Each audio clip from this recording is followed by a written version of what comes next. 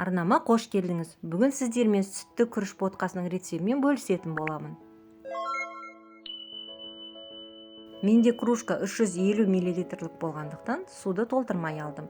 Және сүт пен судың температурасы бізге маңызды емес.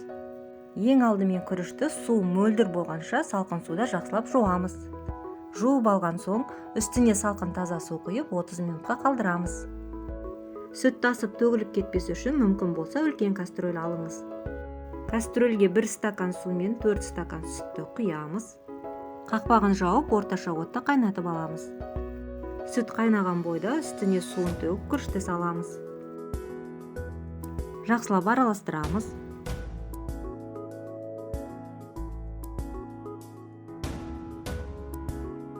Шай қасықтың 3/1 бөлігіндей тұзды қосып араластырамыз. Қақпағын жауып отты бәсеңдетеміз. Баяу отта шамамен 15 минут пісіреміз. Түбі күйіп кетпес үшін жиі араластырып отыруды ұмытпаймыз. Кем дегенде 3-4 рет осылай араластырып аламыз.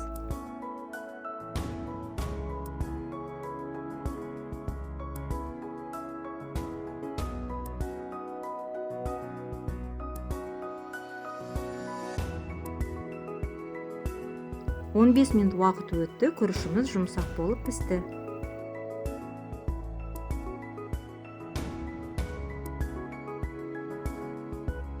Бір шай қасық қант пен сары майды салып араластырамыз.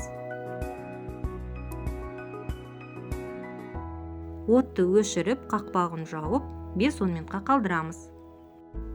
Ботқамыз дайын. Міне осындай қою болып шығады. Егер сіз сұйықтау болғанын қаласаңыз, 1 стакан су мен 1 стакан сүтті артық қосыңыз.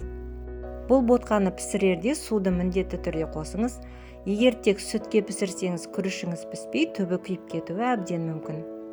Видео рецепт ұнаған болса, арнама жазылып пікір қалдыруды ұмытпаңыз. Мен үшін сіздердің пікірлеріңіз өте маңызды. Астарыңыз дәмді болсын.